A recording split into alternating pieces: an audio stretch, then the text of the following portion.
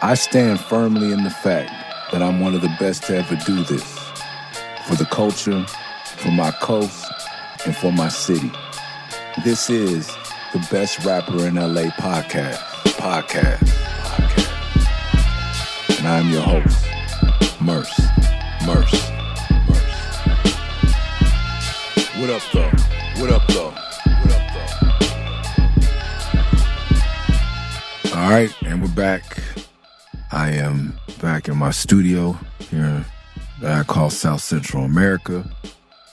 Brought my lunch today, 2 bananas, some Santa Cruz organic peanut butter, and a bottle of water here, blue metallic bottle from the Huntsville something music office. Shout out to Huntsville. Music scene down there is pretty fucking amazing. It's an amazing city. They have an amazing venue. I'm using the word amazing a lot. It's like a new version, if you've ever been to the Hollywood Bowl or the Greek Theater, better yet, in California, Berkeley Bowl, like Berkeley Greek. It's an amphitheater, but it's brand new and built by people who, grew up going to those amphitheaters in the big cities, and they rebuilt it in Huntsville, and we got a tour of it. And it's just just everything's designed for weed smoke. It's designed for sound. It's designed for everybody to have a good view. It's designed for the bands to enjoy the backstage. It's amazing. Again, with the amazing. So we're going to travel to Huntsville, go there. I think the Superhero Cafe is a Black-owned brunch breakfast spot with amazing vegan options and amazing just alcoholic beverages, like Kool-Aid, Hennessy vibes, but still, any regular alcoholic beverage or fun breakfast beverage, coffees, whatever. It's a famous black chef that's been on one of those shows. He has a franchise, and the theme is fun for kids. I was shocked. So shout out to Huntsville. Just giving y'all a visual of what I see. It was about a year ago, this time, that I sat in this room and wrote and recorded my last raps. So this last album is special, man. It's been a while, and there's some secret, I was here just 100%, just here working on some shit, and then my kids. Imagine like you're ending your rap career, you're saying and writing your last rap, and then you get the text that your kids are vomiting all over the place. That's really been my calling away from writing and recording, has been my children.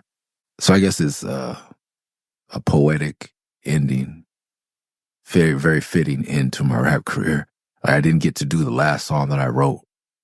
I didn't get to execute it the way I wanted to because I couldn't rap straight. I couldn't do another take knowing that my child was at home sick.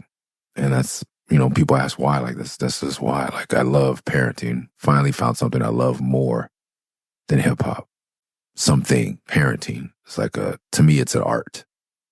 And I think that'll make it a lot less frustrating, still frustrating, but an art. Which brings me to the next point. I know I sit down here every weekend. I'm like, I'm going to get through this album, and it just doesn't happen. And a lot of underground rap, and just a lot of rap in general, people are honest. Or even football, baseball, anything we work at and you're not guaranteed a victory. This is the hardest job. If you work at McDonald's and you make the fries exactly the way you're supposed to and give them to the right people at the right time, you're a perfect employee. I bust my ass for 20-something years, and my front-facing success is dependent upon the opinion of thousands of individuals, hundreds of thousands of individuals who can't all come to a consensus on anything I've produced. So your victories have to be personal, but your overall victories are few and far between. Like, the 316, Murray Revenge, like these are overall victories, but I have 18 albums, They all haven't been victories. But did I set out to say, this is going to be an album people don't like a lot? This is going to be an album that isn't well received. This is, I say every time I try to come out, I wasn't ever one to say I was going to be in good music. If you read the liner notes, I said I was trying to go 13 times platinum, just doing it my way. So to look at it that way, every album has been a failure. To look at it that way, like weekly, every podcast has been a failure because I was trying to set out to do one album, make this like a, 30-week thing where I do all the collab albums and just sit down and talk for an hour about each album. It has failed. But within your failure, you find lots of other successes and bright moments. So by my standards, it's a failure. I think some of you may have felt that at the beginning too, but I think we've had fun on this journey. Don't let a failure to reach your personal goal dim the light on your successes. I think achieving the overall goal, which is just happiness and completion. I feel good when I complete this. I hope everybody has a job where they feel good. You know, if you don't love your job, even if you don't do what you love, hopefully you can love the completeness, like when the bills are paid or when you end of the day or the end of the week. Not that you don't have to go back there. Some people get to the weekend. I hope you can have something in your life where I felt good. I completed that. And whatever happens after that, I did my best. And pat yourself on the back, which is not what I'm learning to do with the marathon. I was a little down on it last week. But as I drive through places in LA, I get ready to go to Dodger Stadium tonight. There's a feeling like, oh shit, last time I was here, I did something really challenging. And I trained for months to do it. Yeah, feels good. But back to parenting, I always ask people who have multiple kids like secrets. And there's like one lady was like, slow down and lower your expectations. And of course, when you get the advice you need and you want, you go, fuck that. And I'm like, man, I ran a marathon. Like I have that mentality. I can do anything I put my mind to. Fuck, slow down. Man, once this podcast, slow down and lower your expectations. It sounds horrible to someone like me. Horrible. And I'm sure people with similar mindsets. But there are you sage-like, wise, Master Roshi motherfuckers out there that are like, yeah, of course, bro. Slow down, lower your expectations. Who the fuck says that? Me, saying it to my kids. I have to repeat it to my partner often. We gotta slow down and lower expectations.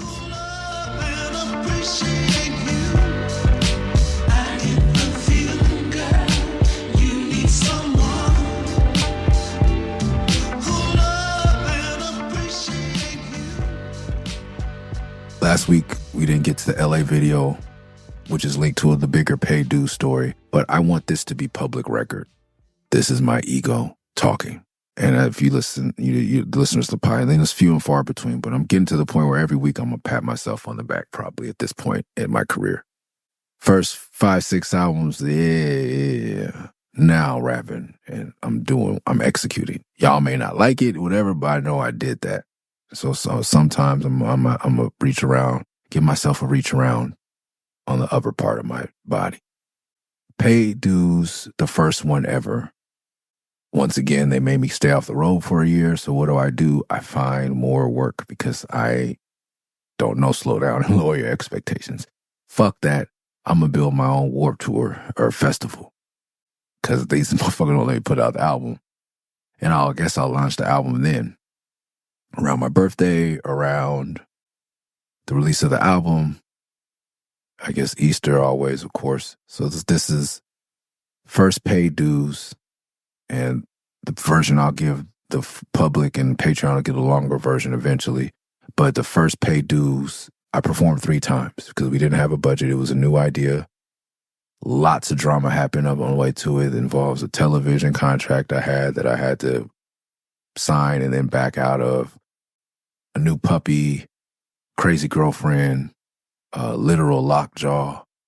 And still dealing with my first major label record release that was camouflaged as an indie record release, but my first album. This is still, we're shooting videos on film. A young man, Eric Payton, shout out to him, who, and then me and Eric decided to do our first episode of MCTV. And as a DVD series, I wanted a digital video magazine because I really wanted to do something like 411. 411 is a video magazine for skateboarding. They used to come out monthly and use a lot of underground hip hop songs. So if you can YouTube or pick up an old DVD of 411, it's great skateboarding, great music.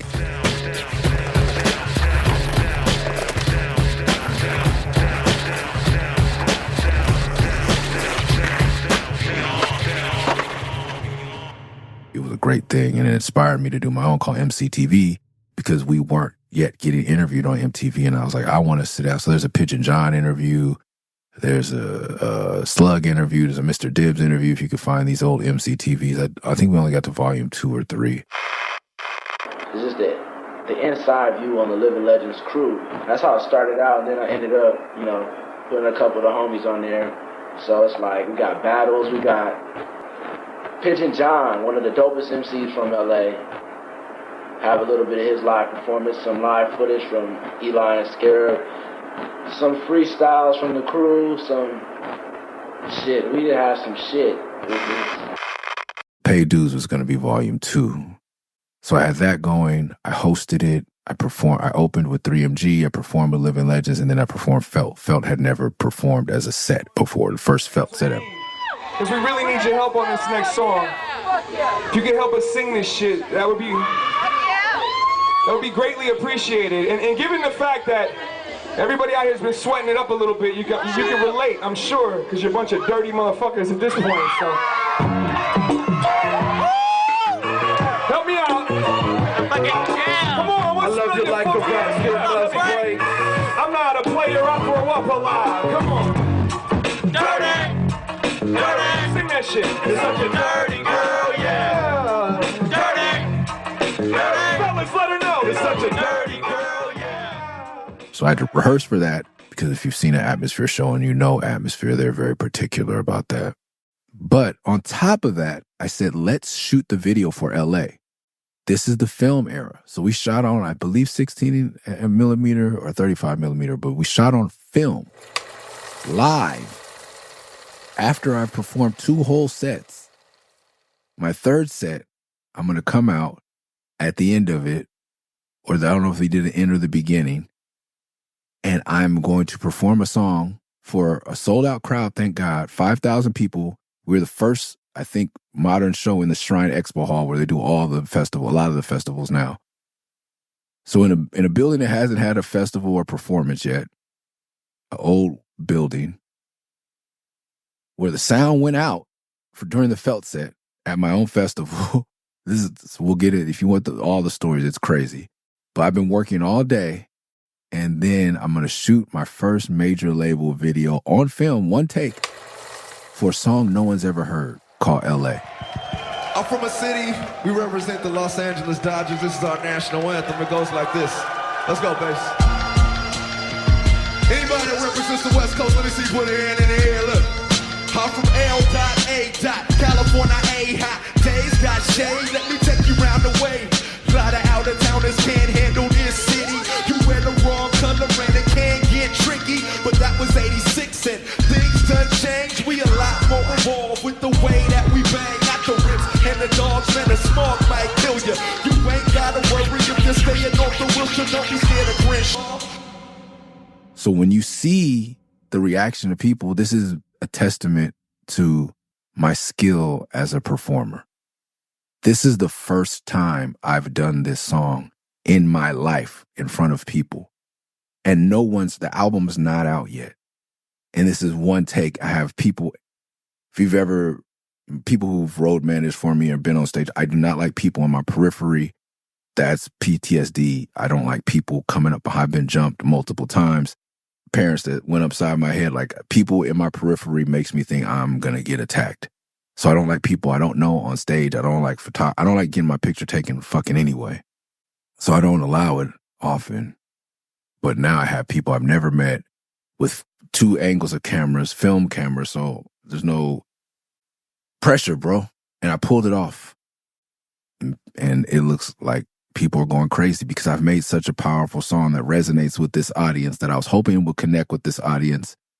And it does. And then we capture the moment. So much so that later on we get to Murs for President, and we start showing Snoop and other mainstream artists. They're like, who shot this video? Why? Like, one of the artists, we'll get into him later, who was like, yo, we said it here, you have a pop audience. Look at all those different colored people. Wow, that's what I want. This is a very established, famous black artist telling me he wants you got that crossover crowd, because he has no idea what indie rap or underground hip. He has no idea what we've been doing. And take a moment and pat yourself on the back if you're an independent hip hop fan of mine, because we've broken a lot of barriers through just having fun. And, If you've been to an Atmosphere show, like Sean actually stops the show and like, look to your right, look to your left. These are your friends. Like, this is what he used to do for me. Before we finish, I need your help. I need everybody out here to take your right hand and your left hand and put them both high in the sky.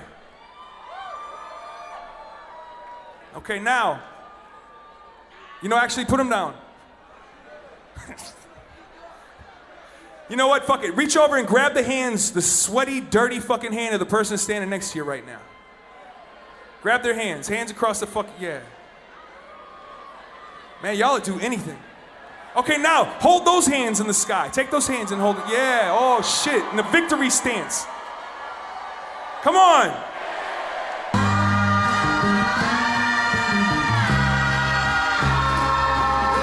They love the taste of blood.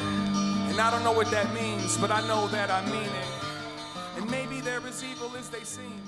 Or maybe I only look out the window when it's seen. On the like God Loves Ugly tour, we perform like building community. Sean is a community builder. Rhymesters is a for all it's a record label, but it's a community he's helped create with Sadiq and Brother Ali and Ant. And Brother Ali definitely another community builder. Make sure you go order his fucking album. Please. Oh my gosh.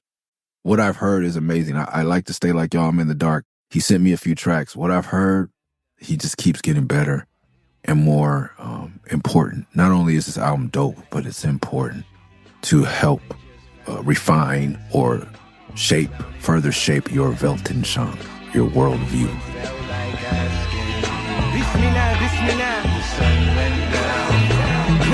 You see the tyrants buckle when the lies start to crumble.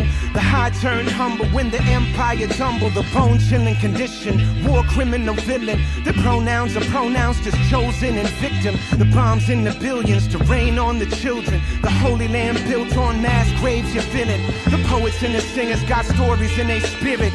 Owners in the business oppose it when they fear it. But the trees don't forget it. The breeze blow the message. The rivers and seas hold the image. The tears on our cheeks and the beards hold the sweetest little ream. Yeah, Philistine, repeated in our dreams. When the time turned timeless, the meek finally speak. Oppressors beg the fire to cease. The hearts go blind and so the eyes go to sleep. And who peeping? The ruins that you're seeing, that's you in that museum. Can you feel it? Everyone kept dancing while it was all collapsing. The warning lights were flashing. We filmed the video. It's amazing. We're building community. People who are from the outside looking in. When you see it at face value, if you see a room of 5,000 people, you don't think this is not a small club on a Wednesday night. This is not First Avenue. This is not DC9. All these amazing small Beachland Tavern. It's none of those. Some amazing places, but there are 100, 200, 300, 500 people venues. Even the TLA, which is amazing. This is 5,000 people of different races in one building. And when this established, famous black artist is like, yo, this is a crossover crowd. How'd you get a pop? He said, how did you get a pop audience? And I've never heard of you. Yes, I want to do a song with you. I need these people. And I'm looking like, you're a platinum artist. You're on television and you're telling me you need because that is what pop music looks like. That's what Michael Jackson looked like. What we're doing, but we were doing it on an organic level with music that had actual meaning. So if you've grown up and you've lost touch with some of those people you used to see at the shows, man, reach out. Rebuild that community. A lot of my final album is doing that. Like Jesse, who's producing it, like he's gone on to produce for Kelly Clarkson and Sia and Rihanna. We don't hang out like we used to. We used to be together every day and we used to have this common ground. And now we've kind of separated and become what America really wants. It's like, black, white people separated, poor, rich people separated. All that's the separation and the lack of community. Look for a reason to build with if you felt out of touch with somebody you used to love underground hip hop with, because I think we were onto something. I could be wrong, but I feel like that's the future. That's where you get the real, we can do the real work. And I'll leave it at that. But yeah, that video, I've only seen one video like it ever again. And I think it was Nonstop by Drake, which is off the Scorpion double album, which is my favorite Drake album. I don't have a lot of favorite Drake albums, but it's definitely one of my favorite albums. And he does this song called Nonstop. And I think this added to why I love the album so much. I want to see what side can go crazier right now. You ready?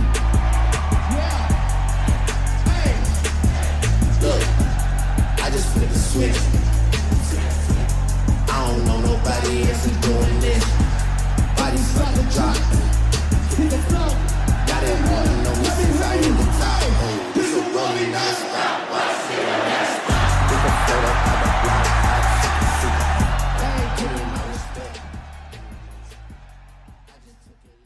Nonstop video came out 3 days after the album dropped. And everybody's singing every word. Like they filmed it, did it, and it's a live video. And what I love about Drake is that I've seen him live, and that was part of making me more of a fan. I always liked what he was doing, but it wasn't for me. And respected it since MySpace. I had somebody put me up on him. But Nonstop is on it because people are singing the words. He just dropped the song 2 or 3 days ago. That shows fandom. That shows professionalism. Like, he's a pop star. He does not have to do, and it's not a single. It wasn't a song that went to radio. He just did a banger, like an underground banger, like unbelievable off Biggie's album.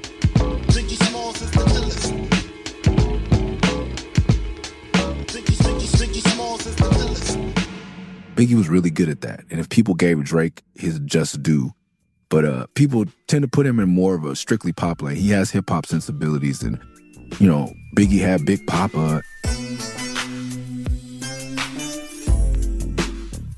But he still had Unbelievable and Who Shot Yas and like the Primo banger. And that Nonstop is like a Primo banger for Drake. And he did that video, and it was, I guess those kids that maybe had 2 days to live with the song. And on a double album, they're still knowing the words to that song, and you knew enough to choose that song to shoot the video for. That's real MC shit to me. So if you get a chance, check out the Nonstop video by Drake. To me, the only other rapper that's done something like that, because you couldn't tell. And more to the pop star, when that video came out, like, I'm showing my Cloverdale tattoo, and I did a show on that when the Murray's Revenge tour finally showed up. I did a show at the Key Club, then it's One Oak and whatever, on Sunset. And I still like walk into the show, no security. I walk to the front, whatever. I don't want to cause a problem. There was no parking. I didn't have them set aside parking space for me. I didn't have a tour manager. That's why. My tour manager left. That's another for Patreon. My tour manager left in the middle of the tour. And then my other tour manager had to go manage ASAP. So he left too. So I just did the home show by myself. So I'm walking in the front of the Key Club. I don't advance it. I don't get a parking space. I just park my car. And I'm walking in front of the Key Club. And then this girl goes, "Oh my God, can I see it?" And I'm like, "What do you mean?" 2 black girls, like, looking at, like, they're like googly eyed at me, which is so weird as we get into Love and Appreciate. So weird. If there's been anyone that has contributed the most to my low self-esteem, it has been black women. Not a slight towards black women, but for whatever reason, they take offense to my hairstyle. They take offense to some, So them looking at me like, "Oh shit!" Like, I felt that. I was like, "What?" And then they just lift up my shirt, and it's like touching my tattoo. I guess that was I'm trying to like be a thug and show off my tattoo in the video. Like, this is where I'm from. I'm from LA, but I'm from Cloverdale, motherfucker. Like, my old English side tattoo, before a lot of rappers had those. Like, yeah. And man, I was like, "Ooh, this is weird." And they touched my tattoo, and then they said, "We could go home now." They didn't come for my music. I have never, and yet I don't think I ever again experienced something like that. That was, so those are things about the LA video. Let's hop into Love and Appreciate. Now I was lost, confused, caught up in my feelings when I first started finding other women appealing, thinking that the grass was greener on the other side. I panicked, settling down so young. Wasn't how I planned it, man. It seemed like yesterday we was all about each other. Never in a million years would I need another lover, but you got too familiar. Not like I didn't feel you, but saying something new when we make love, would it kill you? Nah, baby girl, that's not an excuse, cause I probably could have put that gym membership to use. I put on the weight, you put on the brakes. Now we both sit around with that look on our face. You wonder who I'm seeing, and I wonder who you seeing, but we too afraid to ask, cause we both got our demons. The reason we should try to keep this thing together, cause we stood by each other through all types of weather.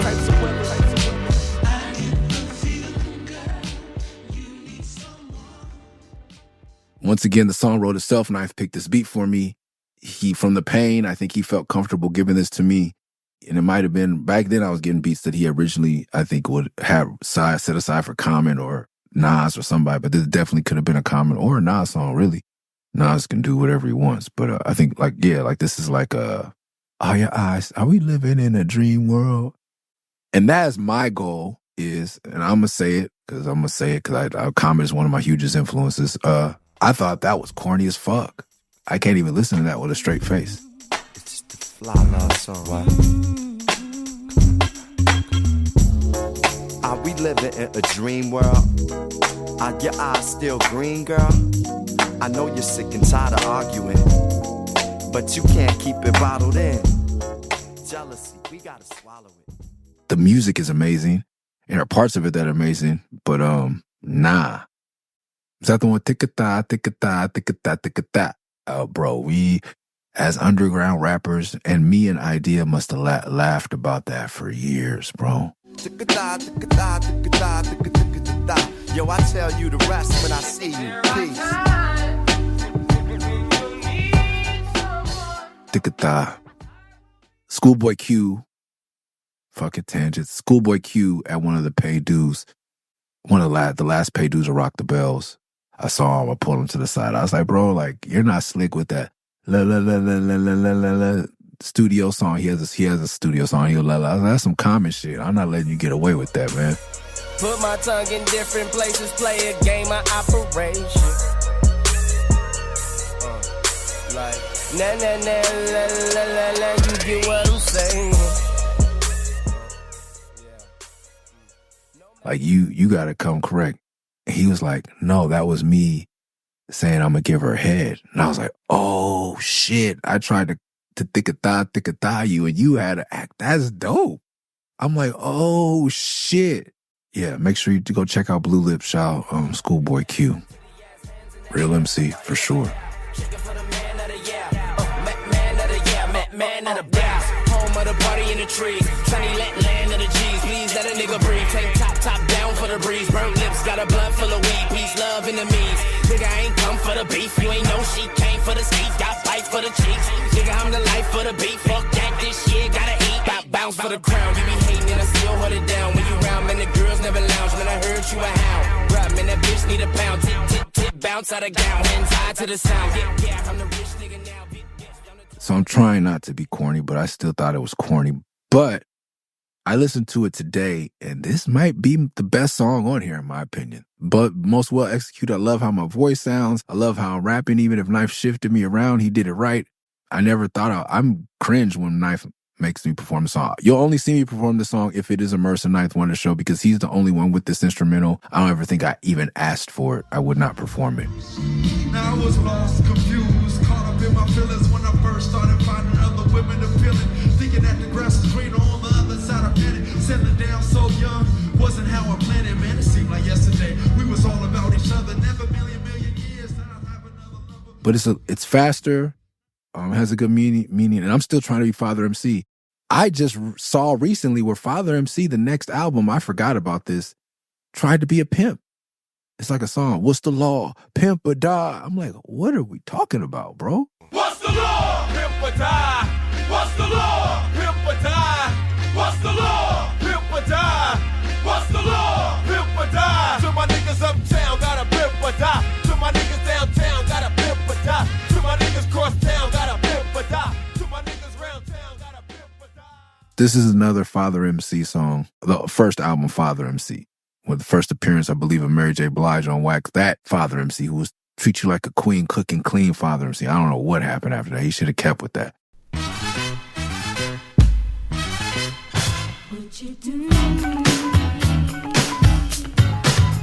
Sweetheart, I'm talking to you and no one else.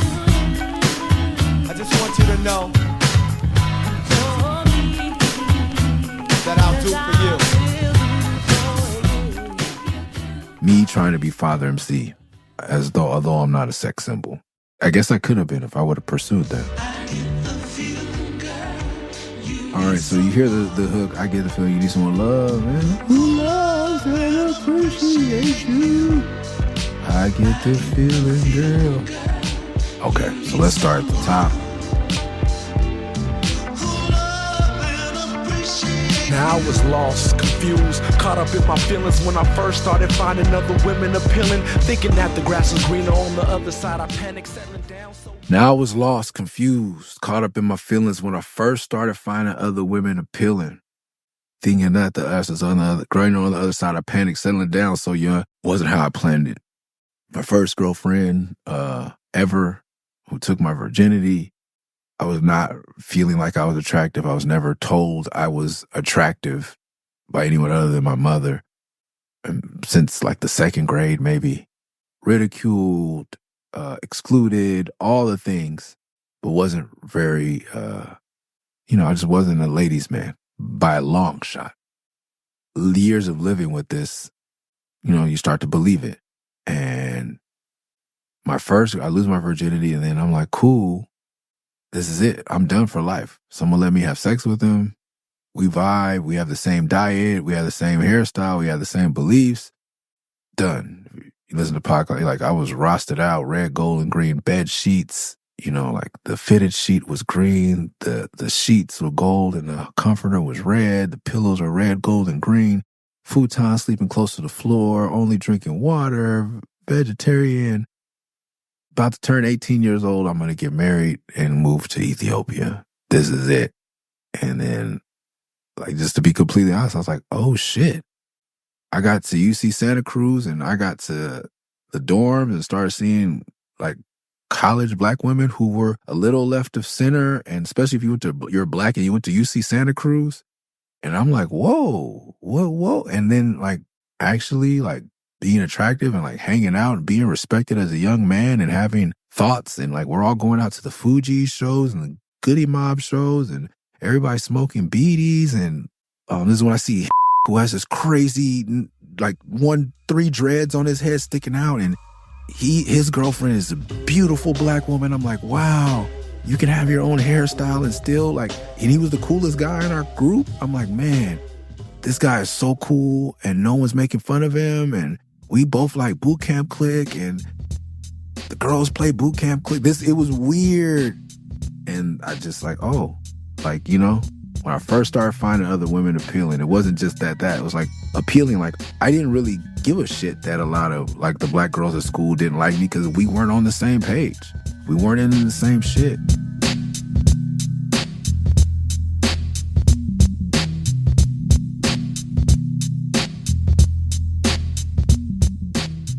I grew up and going to high school in the era of the black and brown riots. If you haven't heard of that, there'd be days where we knew that the black gangbangers and the Mexican gangbangers mostly were going to fight.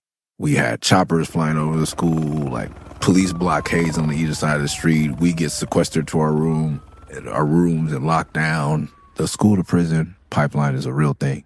I want black and brown unity, but cats get out and bring that jail shit to the community. Fighting's nothing new to me. I even corrected what the public school system tried to do to me. It wasn't like a lockdown, like my homies tell me about. Like, oh shit, it's a riot.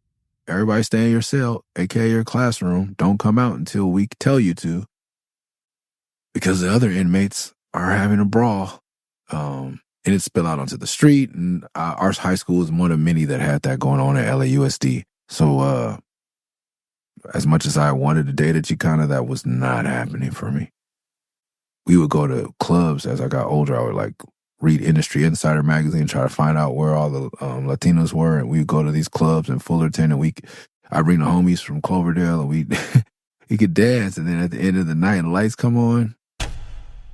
Nah, my cousin will kill you, fool. Like, it was not happening, bro. Getting the number, but like I said, like this is the independent rap scene, and hip hop in general changed a lot of that, and just got to be aware of the good work we're doing. And yes, we're all going to shows. Yes, we're all liking the same music, but this is building community, is breaking barriers that don't need to be there. So first finding other women appealing, it was kind of a mutual thing. Like finding them appealing, like, oh shit, like you're into what I'm into, and I think you look good, and you could go for me. Like, holy shit, I think I have a shot, and I really want to shoot my shot now. Settling down so young wasn't how I planned it. I'm like, fuck, okay, so we broke up, and I'm like, I got a chance to go and date new girls in the Bay, and also just black women in the Bay were different than black women in LA at the time. Because then you also had UC Berkeley. Like, you're not gonna, people going to UC Berkeley or, I forget the women's college up there. Yeah, it's just definitely like liberal arts schools, and the Bay, especially in Oakland and Frisco, have a lot of the Panther ethos still alive. You're a black Muslim bakery, all these things. So I'm like, oh shit, this whole world. Nah, I'm the grass is greener on the other side. And no, do I wish I would? I wasn't supposed to stay and marry that young lady, but this song was kind of like going back to that feeling. Same thing with the first live-in girlfriend that I made, like Please Leave, About, and all that stuff from End of the Beginning. Now I'm looking back on it like, yeah, man, like I can see. Because then with her, it was like, oh shit, I'm a rapper. Like, I'm like a rapper. Like, oh my goodness.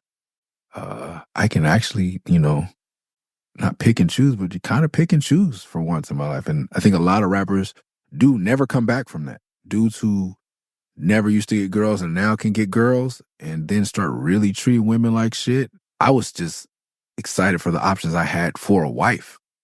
I wasn't like trying to knock everything down. I have moments where I get lost in that, but my goal was to just, wow, I get to marry a beautiful woman, and making the kind of music I make, I'm meeting a lot of women that have the potential that I actually find wholly appealing on a spiritual, mental, physical, all levels. I didn't think this was possible. I was ridiculed at school, and like girls that I did that were into me, I kind of had to like convert into hip hoppers. Like, it wasn't something I even imagined. And then when I became a rapper, the world got even bigger, and the options became more and more. Man, it seemed like yesterday we was all about each other. Never in a million years would I need another lover, but you got too familiar. Not like I didn't feel you, but saying something new when we make love, would it kill you? Nah, baby girl, that's not an excuse, cause I probably could've put that gym membership to use. I put on the weight, you put on the brakes. Now we both sit around with that look on our face. You wonder who I'm seeing, and I wonder who you seeing, but we too afraid to ask, cause we both got our demons. The reason we should try to keep this thing together, cause we stood by each other through all types of weather.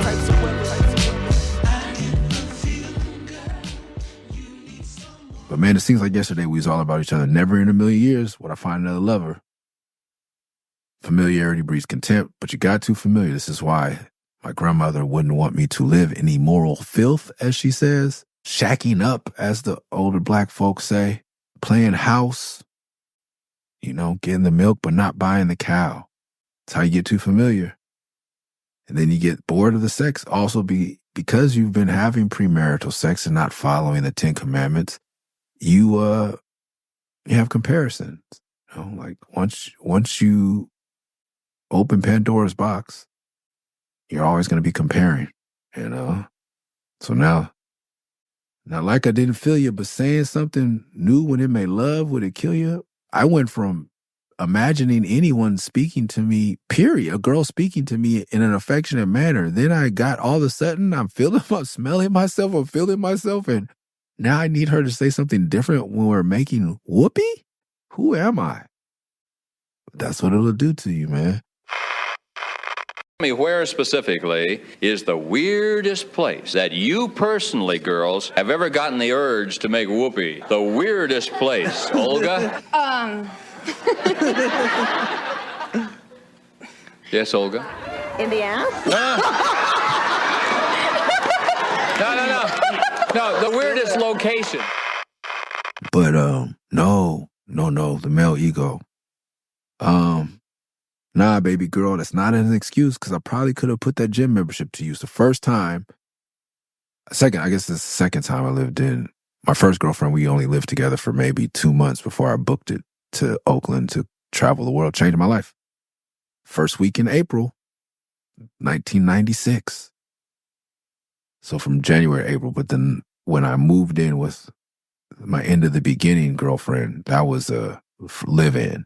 And I got, I think, maybe even a little heavier than I am now. I think I got 180 something, 175, 180. I was up there. Not cute. Drinking Budweiser, smoking cigarettes.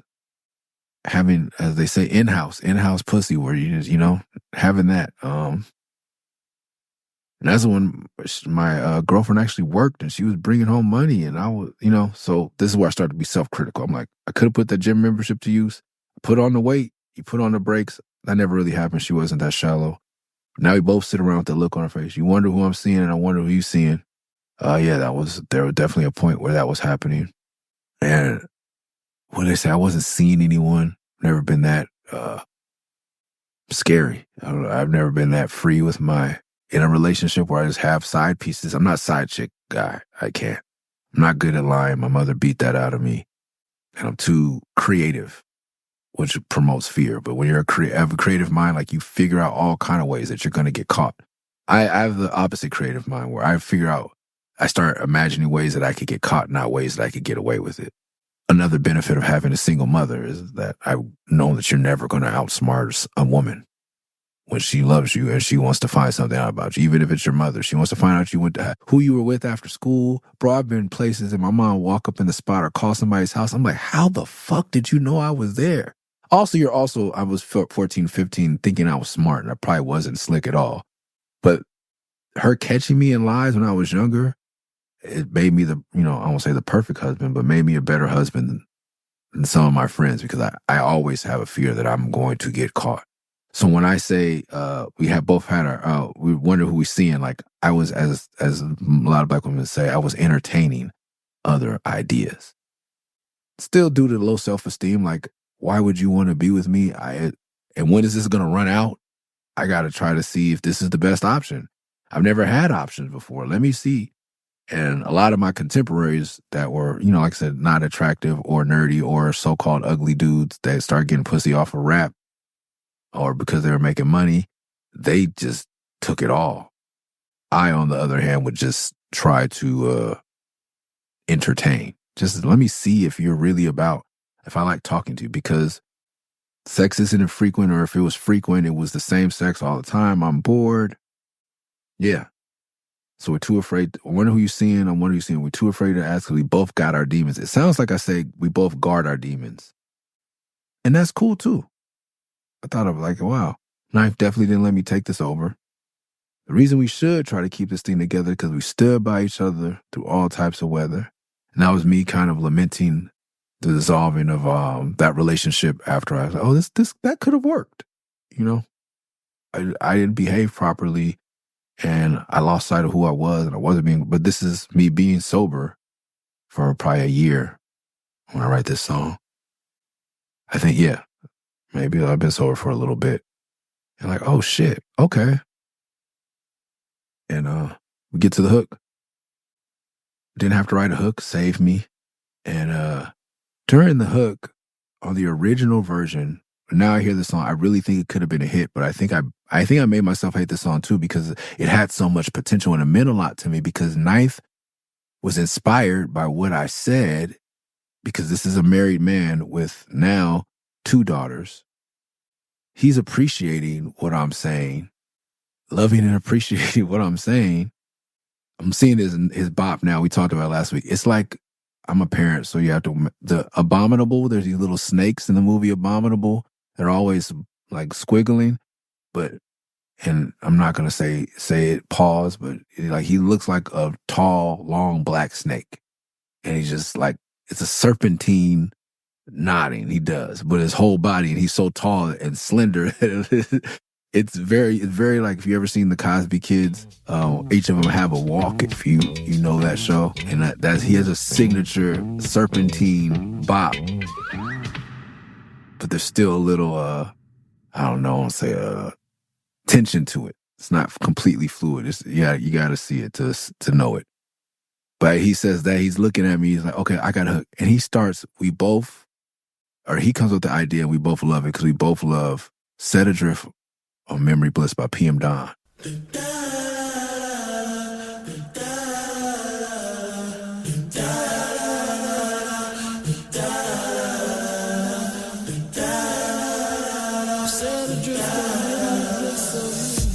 in the background, Knife sings.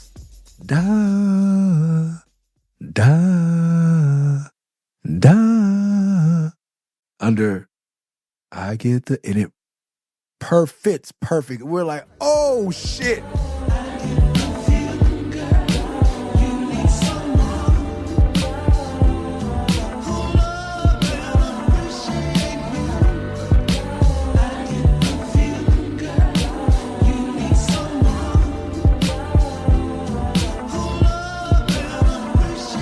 Now all that taking you for granted done stop. This is a hit. You know, like, this is my father MC. Finally, this is the moment. Nah. When we turn in the album, they're trying to budget. So they're like, we're only going to clear this sample. We don't want to have to clear that. I was like, you don't have to clear it. It's an interpolation. Like, we're arguing sample things with two young men who've never put out a rap record in their life. And they're telling me and Ninth Wonder about sample clearance. And we're like, no, let it fly. And then we're like, if it doesn't fly, we're on Warner Brothers. Fix it. Throw money at it. This is a hit. I still firmly believe this could have been a hit. And it was a good thing for the community. I thought before this podcast I was going to say this when we got to this song, but now I know because I looked it up on Apple Music. This is not a run-of-the-mill title. A lot of my titles to my songs, you could type them in, and there's going to be other more popular, more gangster rappers with something similar. Love and Appreciate, you type those words in, I am so honored to have my song be one of the first songs that pops up and the first rap song, and it's clean. So for whatever reason, a mother or a woman or a husband or whatever, wife are looking for something and they pop up, they'll hear something that maybe they can play. This song's been played at people's weddings.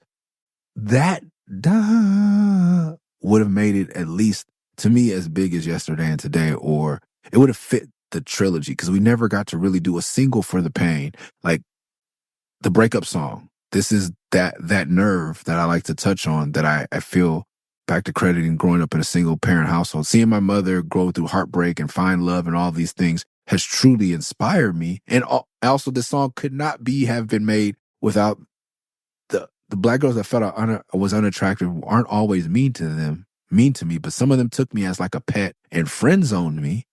But so I'd be the one that they would write me notes during different periods about what the guys they liked were doing to them, how they were treating them negatively, or when someone was treating them well. Like, I just got to absorb all this feminine energy because no one was trying to have a non-platonic heterosexual relationship with me. And you think that's bad when you're going through it. And it's bad for me going through having my mom have her be disrespected or heartbroken. And she didn't do that often. My mom didn't date. She was very into parenting and working so that she could continue to be the best parent. So she didn't have a lot of dudes around us. But the one time I do remember, I was like, yo, fuck this guy.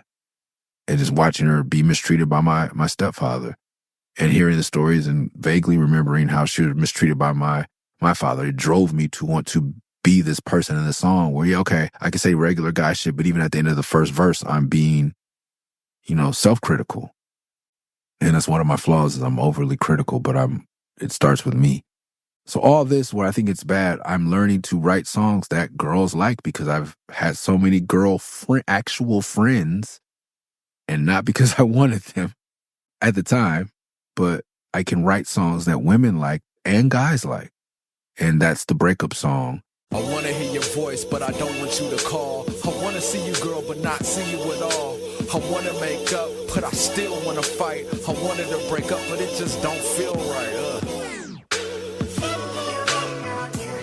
That's Love and Appreciate 1, Love and Appreciate 2. What you need is some love and appreciation. Gotta treat her like a queen Murs. before she walk I'm here with away. Ninth Wonder, and we've been talking about how for our hip-hop generation, it seems like there's no more love songs, man. It's like all the women's are B's and H's, and you know what I'm saying? Nobody's man enough to come out and talk about love. She's that special lady. Now we'd have to all start with a broken heart. Some dude got hurt and it was ripping them apart. Remember to Forget. So, I don't know. It's like, you ever wish you had amnesia, like you could forget whoever it was that ruined it for everyone else, that one person, if you could just forget them, like you would have a happier life. Remember. I keep forgetting to remember to forget all the lies and all the bullshit, all the reasons that we had to call it quits, pieces to our puzzle that never seemed to fit. The Pain was the beginning of that. And this could have been a single in that vein that I think would have done well. I don't know how well, but it would have done well. I think if we made it a single, even without the da, but if we had that da, like I play it for my kids, they still love it. That is a hit. And if they caught us, we just pay it. Fuck it. You know, rest in peace to Prince B. Like, he deserved that, man. He got thrown off a stage by KRS-One. You can't last the clash or the outlash or the boom bash, ending in a crash. 5 p.m. dawn and access. I am the teacher, undisputed teacher. Latch into your body like a beaver, beeping, reaching, seeking, leaping, creeping. For those young people who don't know that, yeah, there was a time, PM Dawn, Prince B was a very heavy set gentleman. I didn't know this until later, but he had said some disparaging things in magazines or something, or on a radio show about KRS-One or something KRS-One took personal. So he showed up to stay and literally threw this huge man off the stage.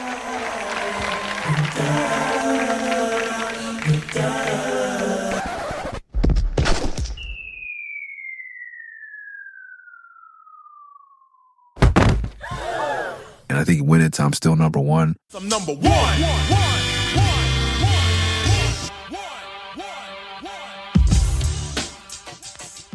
Or something like that, the legend goes, it would have gone all around the internet in this era. So yeah, I don't mind paying Prince B. That kind of sullied his career. So I would love to have paid for that sample, add some more to the legacy of that great song. And I wanted to be the Prince B, like Father MC of this era. Because nobody was putting out raps like this. No, especially no black person. Nobody I knew of. Like, this is a song, a love song. Now all that taking you for granted done stopped. And the love that we standing on is solid as a rock. Not for nothing, but a couple months back when we fought, I couldn't live with myself thinking that you were lost.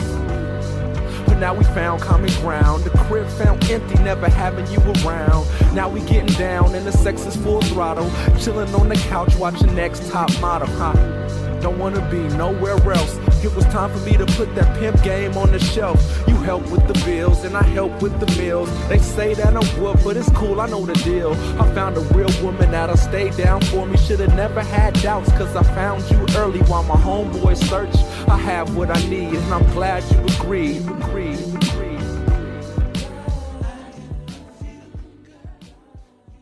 Now that taking you for granted doesn't stop. Watch the bars. And the love that we standing on is solid as a rock. Ooh, taking you for granted, but oh, the wordplay. Granted is a rock standing on solid love. Boom.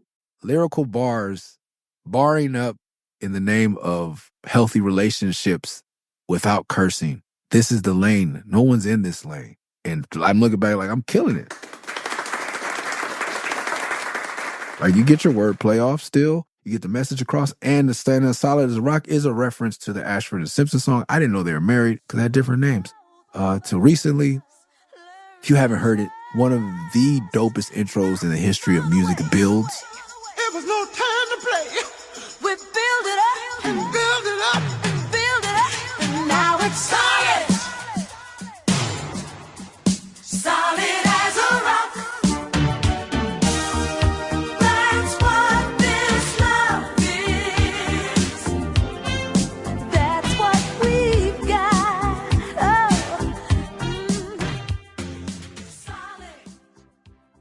I think the only one that Back to Life by Soul to Soul that they do in Belly, like that build is amazing.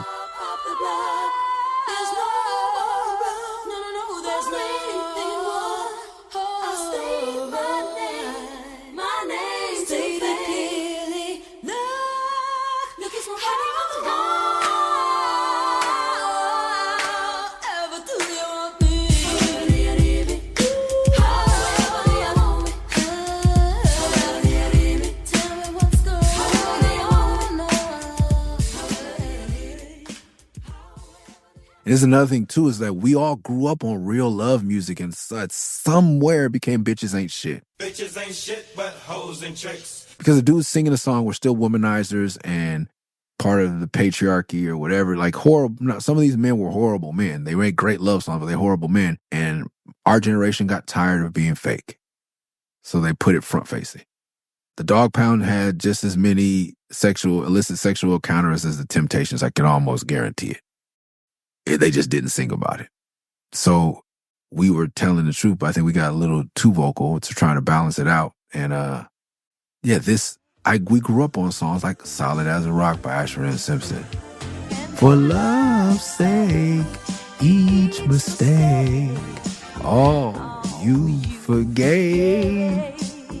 And soon both of us learn to trust. Not run away. It was no time to play. We build it up and then the music. Oh, come on. It's solid. Solid as a rock. And now it's solid. And the effects on the vocals, it's just the perfect song. It had like the Pointer Sisters Jump vibe, but it had love.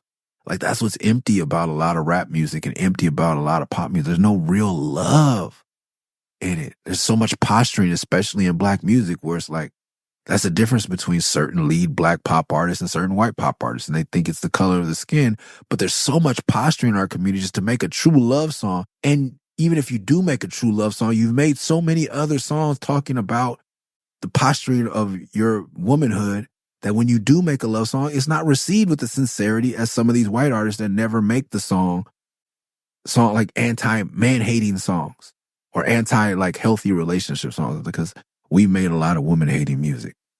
And because a lot of black women had to grow up hearing that, I think they get a chance. They're going to make anti-man songs or man-hate or bashing songs or whatever it is. But white artists don't go through that. So when the love song is more well received because it's laying on it's plated better. And that's unfortunate. I'm not blaming or judging. I'm just giving my theory on why shit is the way it is. But those songs we grew up on, man, and then to me, the other song that evokes that emotion, I just realized today the balance is, What's Love Got to Do With It?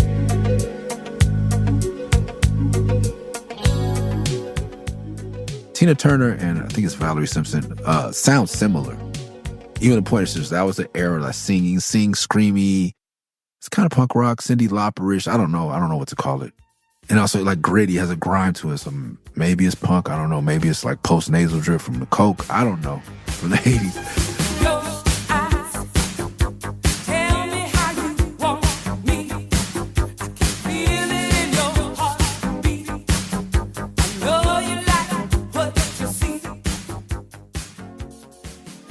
Like, What's Love Got to Do It? Like that build. But I didn't realize to today that it was two emotions my mother was going to. Like when her and my stepfather were on a good one, it was Solid as a Rock. And then when she wasn't feeling him, What's Love Got to Do With? Like those, like to me, those match. And maybe she wasn't playing them, but me being familiar with both of those songs, and kind of, I usually do this podcast with my eyes closed. I can see like the aura of each song, like where she was in, like What's Love Got to Do With It and Solid as a Rock are like, that's the two songs for their marriage. And through the middle, when things are good, there's Freddie Jackson and Luther, and you know what I mean?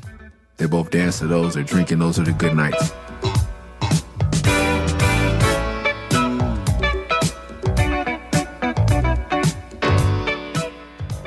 And then cleaning the house, my mother cleaning the house to Sade. I've just begun to able to be listening to Sade without like breaking down emotionally. And not physically with my eyes watering because I'm a black man in America, but like I'm crying on the inside. Like, girls I used to date with, I said, you can't play Sade while we make out. We can't play Sade while we make love.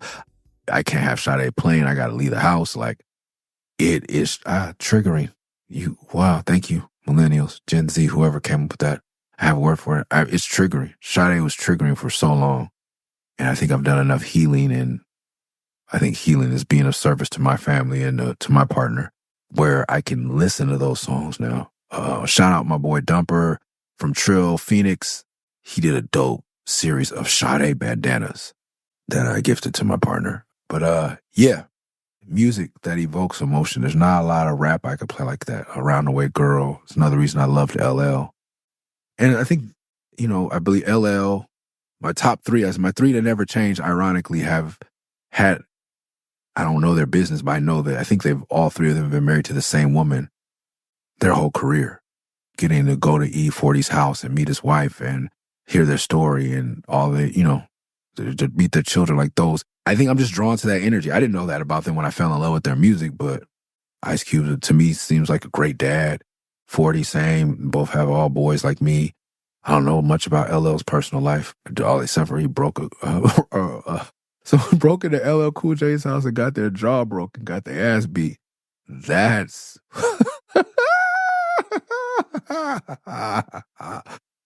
And I grew up hearing some story that I think he debunked it, but LL Cool J got jumped at World on Wheels for wearing too much red.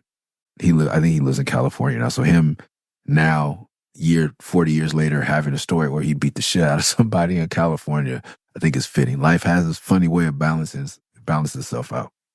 But yeah, real men who make real, we have Dream Chaser, we have LA, we have Murray's Revenge, we have Murray's Law, but being able to make a song like this amongst the album, on this album, was important. And the love that we standing on is solid as a rock. Not for nothing, but a couple months back when we fought, I couldn't live with myself thinking that you were lost.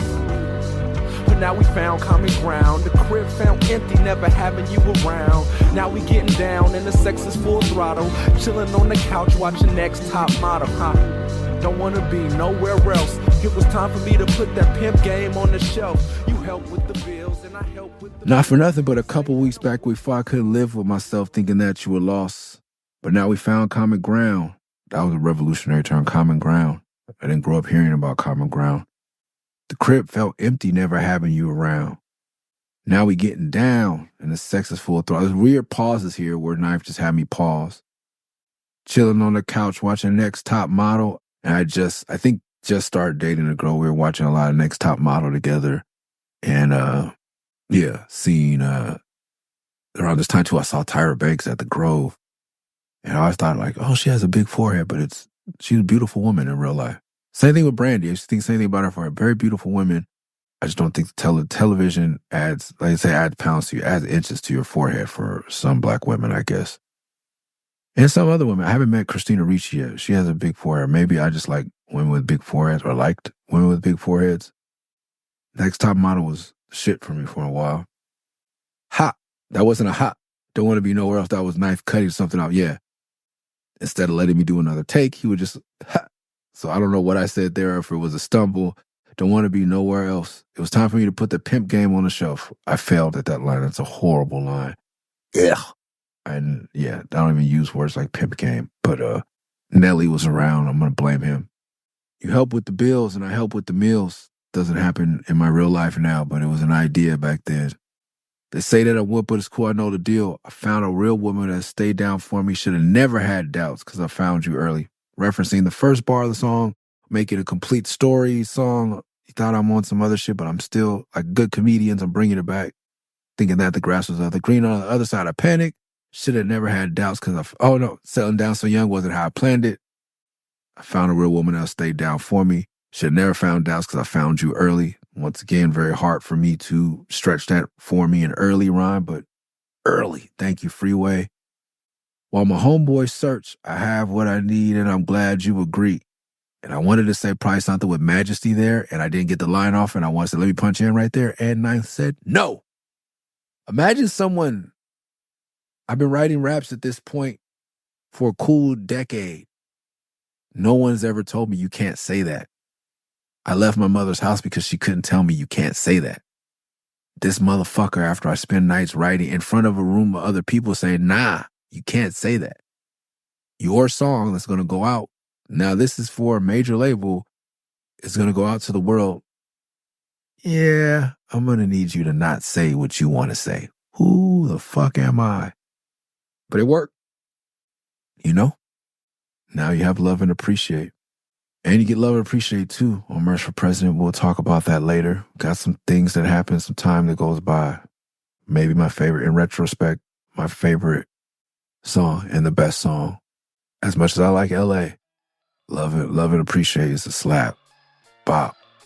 Until next week, peace.